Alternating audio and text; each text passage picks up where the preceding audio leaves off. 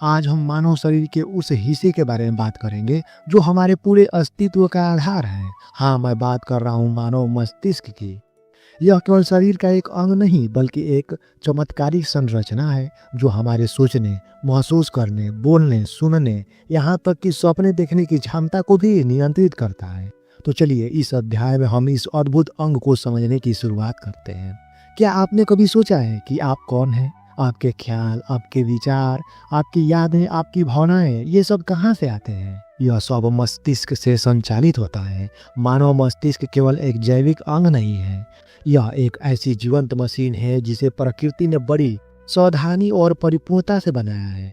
यह लगभग 1.4 किलोग्राम वजन का होता है और इसमें 86 अरब से ज़्यादा न्यूरॉन्स अर्थात तंत्रिका कोशिकाएं होती है। यह दुनिया की सबसे जटिल संरचना है जिसे हम आज तक पूरी तरह समझ भी नहीं पाए हैं। मस्तिष्क केवल हमारी सोच और याददाश्त का केंद्र नहीं है, यह हमारा कमांड सेंटर है। यह हमारी धड़कन को बनाए रखता है, हमें सांस लेने में मदद करता है, हमारी मांसपेशियों को चलाता है और हमें अपने आसपास की दुनिया से जोड़े रखता है। मस्तिष्क का विज्ञान, नर्वस सिस्टम का केंद्र। मानव मस्तिष्क हमारे नर्वस सिस्टम यानी तंत्र का मुख्यालय है। इसे आप एक विशाल और जटिल नेटवर्क के रूप में समझ सकते हैं जो पूरे शरीर को जोड़ता है। यह न केवल शरीर के विभिन्न अंगों के बीच संदेशों का आदान प्रदान करता है बल्कि यह निर्णय भी लेता है कि कौन सा काम कब और कैसे करना है। मस्तिष्क 3 मुख्य हिस्सों में बांटा होता है। पहला, सेरिब्रल कॉर्टेक्स, यह सोचने, बोलने, याद रखने और निर्णय लेने का केंद्र है।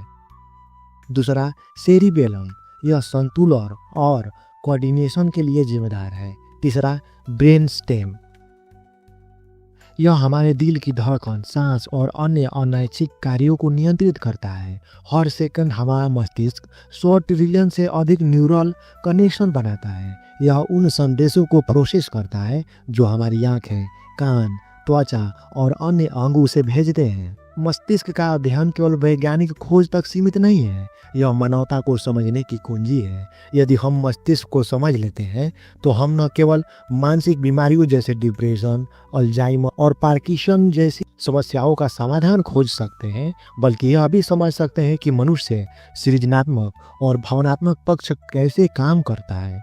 आज जब हम आर्टिफिशियल इंटेलिजेंस जैसी तकनीकें विकसित हो रही है, उनका आधार भी हमारे मस्तिष्क संरचना और कार्य प्रणाली पर ही आधारित है।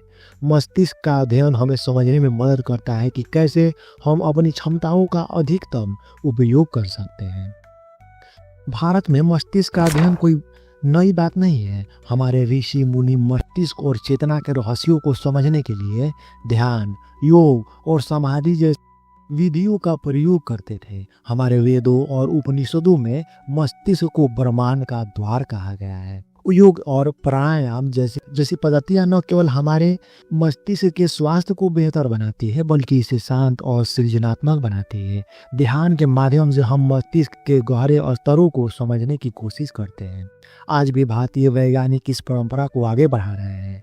कई न्यूरो साइंटिस्ट और डॉक्टर मस्तिष्क और तंत्रिका तंत्र से जुड़ी बीमारियों पर शोध कर रहे हैं। और मैं आपको एक ऐसी कहानी सुनाता हूँ जो मस्तिष्क की अद्भुत क्षमता को समझने में मदद करेगी। 2003 की बात है। अमेरिका में एक व्यक्ति जिसका नाम जॉर्ज हेनरी था, एक सड़क दुर्घटना का शिकार हो गया। इस दुर्घटना में उसकी मांसपेशियां बुरी तरह क्षतिग्रस्त हो गई। डॉक्टरों ने कहा कि वो शायद कभी भी अपने पैरों पर खड़ा नहीं हो पाएगा, लेकिन जॉर्ज ने हार मानने से इनकार कर दिया। उसने अपनी चोट के बावजूद अपने मस्तिष्क की शक्ति पर भरोसा किया। उसने न्यूरोप्लास्टिसिटी की तकनीकी का इस्तेमाल किया। न्यूरोप्लास्टिसिटी का मतलब है मस्तिष्क खुद को पुनर्गठित कर सकता है, नई तंत्रिका कोशिकाएं और कनेक्शन बना सकता है। जॉर्ज ने रोज ध्यान किया और अपने मस्तिष्क को विजुअलाइजेशन के माध्यम से यह समझाने की कोशिश की कि उसके पैर पूरी तरह ठीक हैं। उसने अपने मस्तिष्क को नए सिरे से प्रोग्राम किया और दोस्तों 3 साल की कड़ी मेहनत और मस्तिष्क के इस विज्ञान के कारण जॉर्ज न केवल अपने पैरों पर खड़ा हुआ बल्कि उसने एक मैराथन भी पूरी की। दोस्तों, यह कहानी इस बात का प्रमाण है कि हमारा मस्तिष्क कितनी शक्तिशाली है। यह न केवल हमें सोचने और महसूस करने की शक्ति देता है, बल्कि हमें यह भी सिखाता है कि असंभव को संभव कैसे बनाया जाए। आइए इस यात्रा में हम मस्तिष्क के हर पहलू को समझें और जानें कैसे यह हमारी सबसे बड़ी ताकत है। याद रखें, आपके मस्तिष्क में असीम संभावनाएं छुपी हैं। 2. मस्तिष्क की संरचना और भाग। आज हम उस संरचना में गहराई से उतरेंगे। क्या आपने कभी सोचा है कि यह अद्भुत अंग दिखने में कैसा होता है, इसके हिस्से कैसे काम करते हैं? तो चलिए मस्तिष्क की इस चमत्कारी रचना को जानने की यात्रा शुरू करते हैं। मानव मस्तिष्क एक कुदरती कला का अद्भुत नमूना है। यह 1.4 किलोग्राम वजन का है और दिखने में नरम, गुलाबी और जटिल सिलवटों अर्थात फोल्ड्स से भरा होता है। ये सिलवटें इसे अधिक सतह क्षेत्र प्रदान करती है, जिसे यह अधिक डेटा प्रोसेस करता है। मस्तिष्क मुख्यतः 3 प्रमुख हिस्सों में विभाजित होता है: सेरेब्रल कॉर्टेक्स, सेरेब्रम, सेरिबेलम। इन हिस्सों के साथ ही ब्रेन स्टेम और स्पाइनल कॉर्ड इस शरीर हर कोने से जुड़ता है। आप इसे एक ऐसे सुपर कंप्यूटर के रूप में समझ सकते हैं जिसमें अरबों न्यूरॉन्स डेटा को प्रोसेस करने में जुटे रहते हैं। पहला, सेरेब्रल कॉर्टेक्स। सेरेब्रल कॉर्टेक्स मस्तिष्क की सबसे बाहरी परत है। यह वह जगह है जहां सोच, निर्णय, यादाश्त और सृजनात्मक का जादू चलता है। सेरेब्रम हमारी सोचने और निर्णय लेने की शक्ति का आधार है। सेरिबेलम यह मस्तिष्क का छोटा मस्तिष्क कहलाता है और संतुलन, समन्वय और मोटर कौशल को नियंत्रित करता है। उदाहरण के लिए, जब आप बिना गिरने के साइकिल चलाते हैं तो यह सेरिबेलम का कमाल है। Brain stem. ब्रेन स्टेम मस्तिष्क का वह हिस्सा है जो इसे शरीर के बाकी हिस्सों से जुड़ता है। यह हमारे दिल की धड़कन, श्वसन और नींद जागने के चक्र को नियंत्रित करता है। यह एक प्रकार का ऑटो पायलट है जो हमारे अनैच्छिक कार्यों को संभालता है। Spinal cord. स्पाइनल कॉर्ड शरीर की डेटा हाईवे है। यह तंत्रिका संकेतों को मस्तिष्क और शरीर के बाकी हिस्सों के बीच ले जाने का काम करता है। उदाहरण के लिए, जब आप गर्म तवे को छूते हैं और तुरंत हाथ हटा लेते हैं तो यह स्पाइनल कॉर्ड और मस्तिष्क का तालमेल है। मस्तिष्क 3 मुख्यतः परतों अर्थात लेयर से घिरा होता है, जिसे मेनिंजिस कहते हैं। पहला, ड्यूरा मेटर। यह सबसे बाहरी और मजबूत परत है जो मस्तिष्क को सुरक्षा प्रदान करती है। दूसरा, साइड मेटर। यह परत जाल की तरह होता है और मस्तिष्क को झटके से बचाने में मदद करता है। तीसरा, पिया मेटर। यह मस्तिष्क की सबसे भीतरी परत है जो इससे पोषण और ऑक्सीजन प्रदान करता है। इन परतों के अलावा मस्तिष्क सेरिबेलम फ्लूइड भी होता है जो इसे झटकों से बचाने और सफाई करने का काम करता है। को एक रोमांचक कहानी सुनाता हूँ। यह कहानी एक युवा पियानो वादक सारा की है जो मस्तिष्क की अद्भुत संरचना को समझने में हमारी मदद करेगी। सारा को बचपन से ही पियानो बजाने का शौक था। वो हर दिन घंटों तक अभ्यास करती थी। एक दिन एक गंभीर दुर्घटना में सारा का ब्रेन स्टेम क्षतिग्रस्त हो गया। डॉक्टरों ने कहा कि वो फिर से पियानो नहीं बजा पाएगी, लेकिन सारा ने हार नहीं मानी। उसने अपने मस्तिष्क की संरचना और न्यूरोप्लास्टिसिटी पर शोध करना शुरू किया। वो समझ गई कि मस्तिष्क के कई हिस्से होते हैं और एक हिस्सा क्षतिग्रस्त हो जाए तो दूसरा हिस्सा उसकी जगह ले सकता है। सारा ने अपने सेरिब्रम को सक्रिय करने के लिए दिमागी खेल खेले, सेरिब्रम को मजबूत करने के लिए संतुलन अभ्यास किए और धीरे धीरे अपने ब्रेन स्टेम के काम को अपने मस्तिष्क के अन्य हिस्सों में पुनः प्रोग्राम किया। 3 साल बाद सारा ने पियानो पर एक ऐसा कंसर्ट दी जिसे सुनकर हर कोई हैरान रह गया। उसकी अंगुलियों की पूर्ति, उसकी धुनों की खूबसूरती, सब कुछ पहले जैसा ही था। यह मस्तिष्क की संरचना और उसकी अनंत क्षमता का जादू था। दोस्तों, मस्तिष्क की संरचना केवल शारीरिक नहीं बल्कि चमत्कारिक है। इसके हर हिस्से का अपना काम है और जब ये सभी हिस्से मिलकर काम करते हैं तो यह हमें हमारी क्षमताओं के चरम तक ले जा सकता है। तो याद रखिए, आपका मस्तिष्क आपकी सबसे बड़ी ताकत है। अध्याय 3, न्यूरॉन, मस्तिष्क की इकाई। क्या आपने कभी सोचा है कि हमारे मस्तिष्क के अंदर क्या चलता रहता है? हर बार जब आप किसी बात को सोचते हैं, अपनी उंगलियां हिलाते हैं, हंसते हैं या कोई सपना देखते हैं, ये सब कैसे होता है? इस सब के पीछे है न्यूरॉन, मस्तिष्क का सबसे छोटा लेकिन सबसे महत्वपूर्ण इकाई। आज हम न्यूरॉन की इस अद्भुत दुनिया में कदम रखेंगे। न्यूरॉन मस्तिष्क की बिल्डिंग ब्लॉक्स हैं। जैसे घर बनाने के लिए ईंटें की ज़रूरत होती है, वैसे ही मस्तिष्क और नर्वस सिस्टम बनाने के लिए न्यूरॉन्स ज़रूरी हैं। मानव मस्तिष्क में लगभग 86 अरब न्यूरॉन्स होते हैं। इन न्यूरॉन्स का मुख्य काम शरीर के विभिन्न हिस्सों में सूचनाएं अर्थात सिग्नल्स लेना है, उन्हें प्रोसेस करना है और फिर उचित प्रतिक्रिया भेजना है। न्यूरॉन्स को मुख्य 3 भागों में बांटा गया है। पहला सेल बॉडी, यह मस्तिष्क का डाटा प्रोसेसिंग होता है। दूसरा डेंड्राइट्स, ये एंटीना की तरह काम करता है जो अन्य न्यूरॉन्स से संकेत अर्थात सिग्नल्स प्राप्त करता है।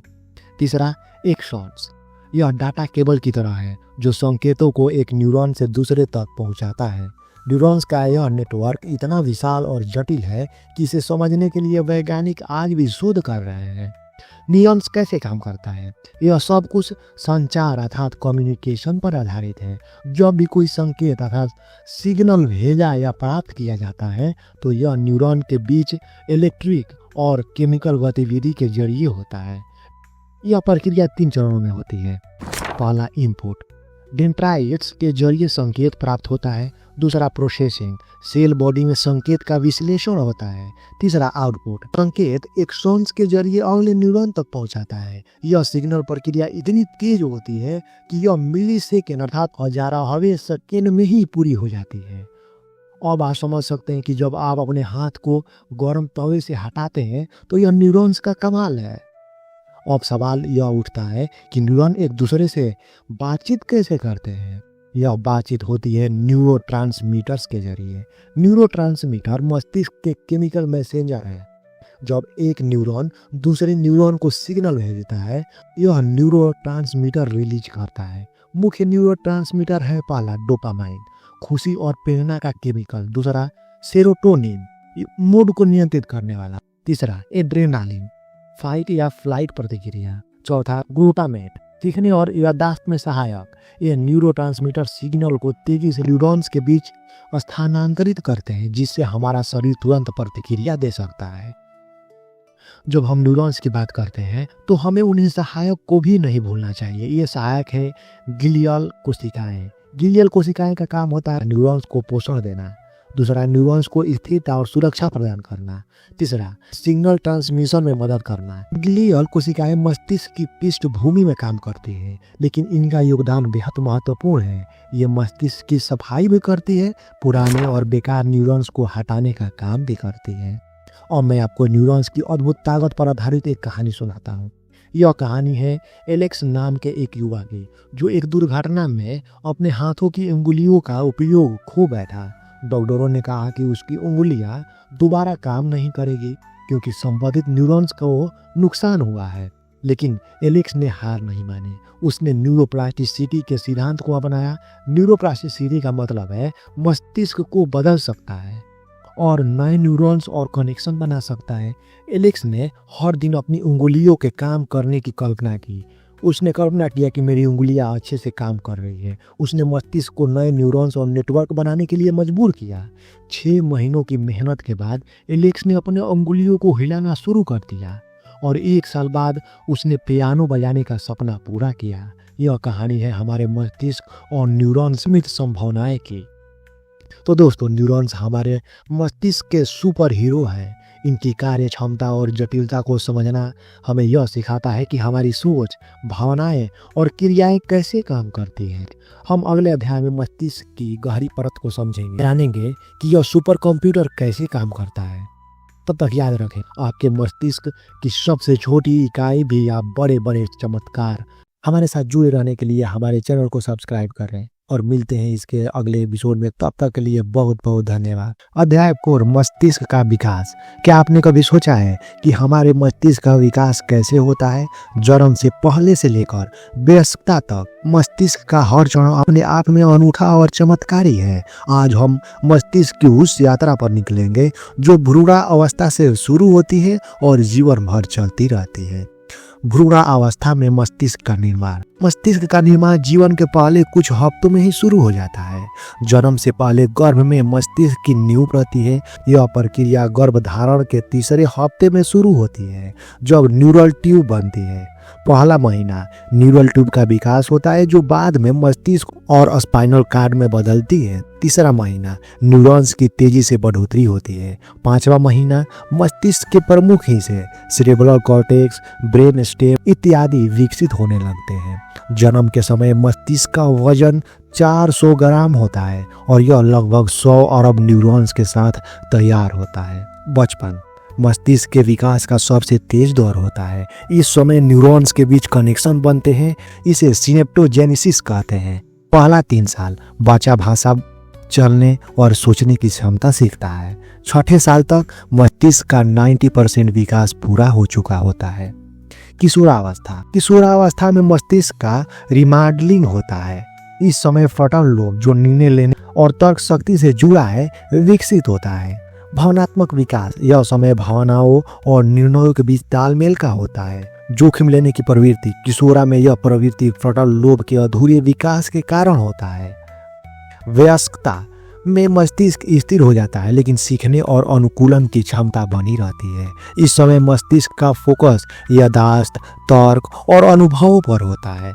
मस्तिष्क की सबसे खास बात है इसकी प्लास्टिसिटी का मतलब है मस्तिष्क खुद को बदल सकता है, नए कनेक्शन बना सकता है और पुरानों को तोड़ सकता है। उदाहरण के लिए, जब आप एक नई भाषा सीखते हैं या कोई नया कौशल अपनाते हैं तो आपका मस्तिष्क नए न्यूरल नेटवर्क बनाता है। यह क्षमता उम्र भर बनी रहती है, भले ही बचपन में यह अधिक प्रभावी होती है।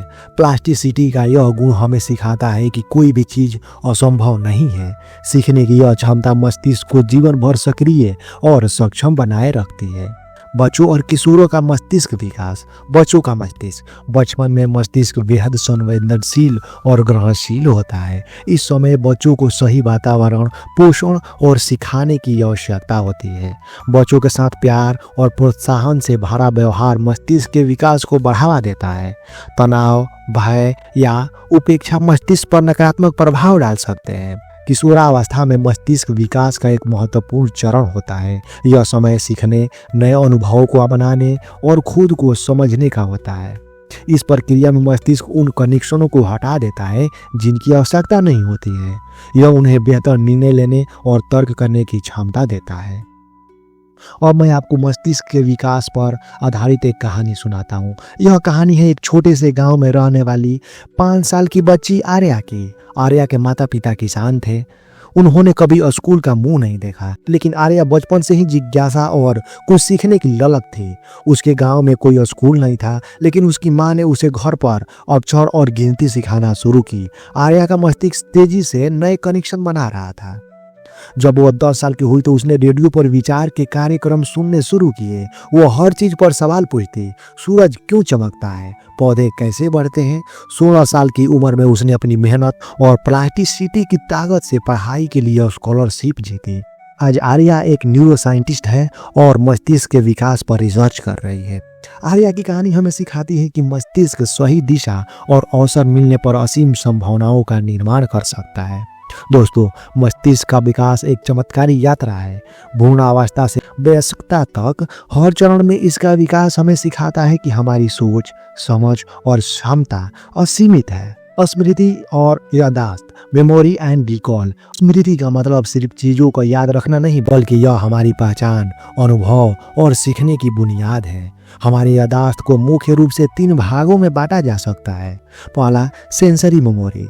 यह बेहद अल्पकालिक होती है, जो हमारे इंद्रियों जैसे आंख और कान से आने वाली जानकारी को कुछ सेकंड तक स्टोर करती है। उदाहरण के लिए, जब आप बिजली की एक चमक देखते हैं और वह कुछ क्षणों के लिए आपकी आंखों में बनी रहती है। दूसरा, शॉर्ट टर्म मेमोरी। इसे वर्किंग मेमोरी भी कहते हैं। इसमें सीमित जानकारी 7 से 9 चीज कुछ मिनटों तक स्टोर रहती है। उदाहरण के लिए, जब आप किसी फोन नंबर को अस्थायी रूप से याद करते हैं।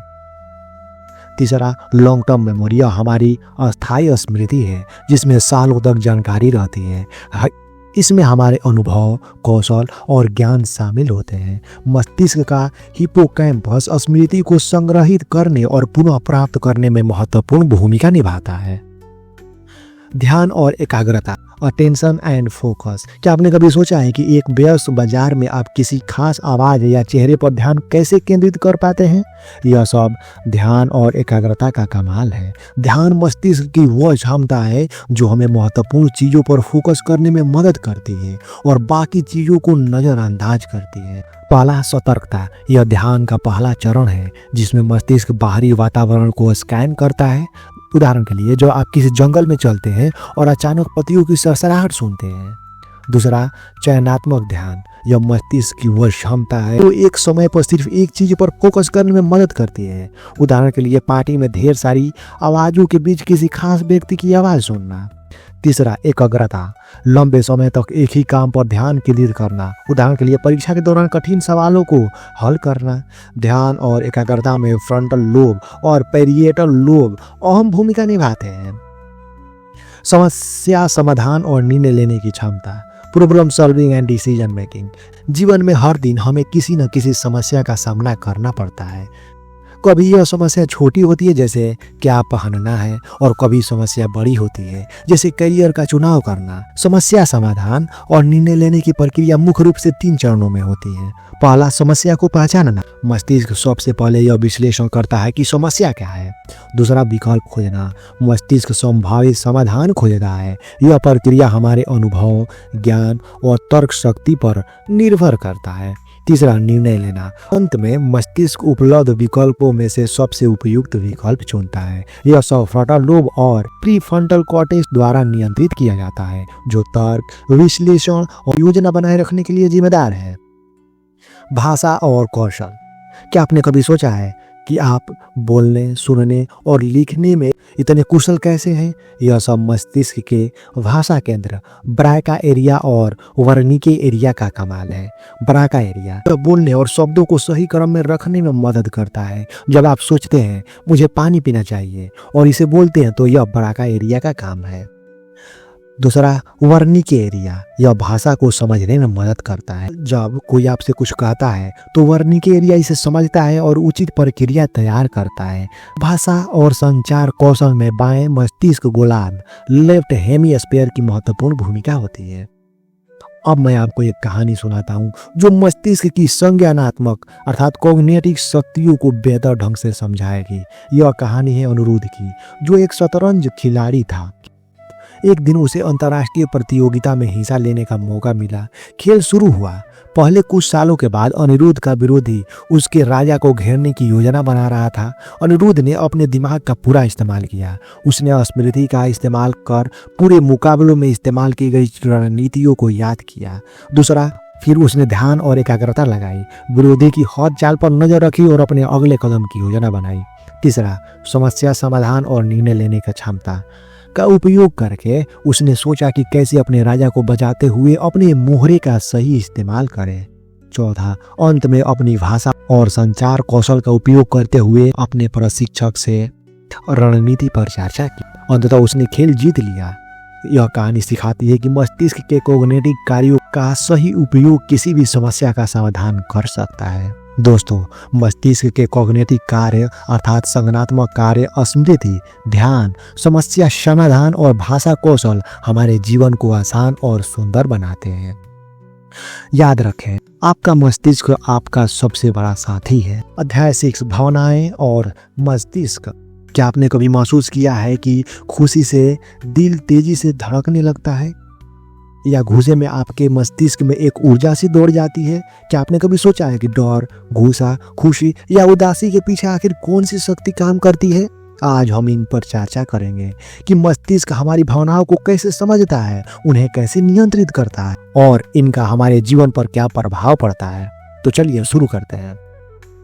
भावनाएं केवल दिल से नहीं आती, उनका असली संचालन मस्तिष्क करता है। जब हम किसी भावना को महसूस करते हैं तो मस्तिष्क तुरंत प्रतिक्रिया देता है।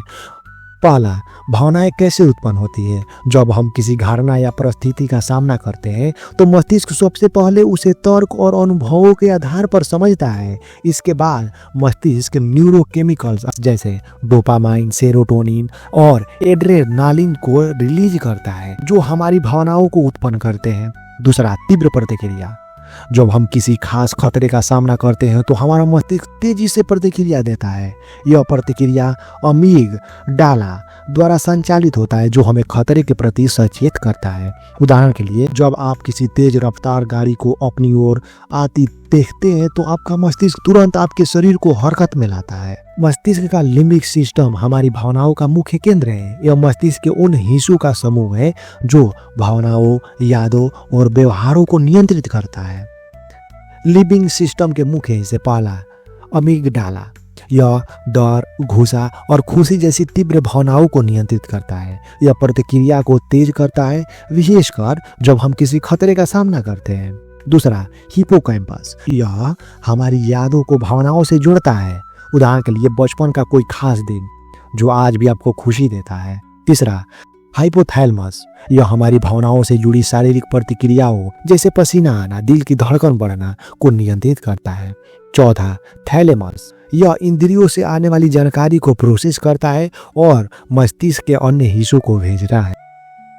भावनाओं का शारीरिक और मानसिक प्रभाव। पहला, शारीरिक प्रभाव।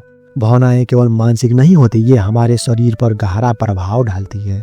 खुशी, डोपामाइन और सेरोटोनिन के रिलीज होने से दिल की धड़कन सामान्य रहती है और ऊर्जा का स्तर बढ़ता है।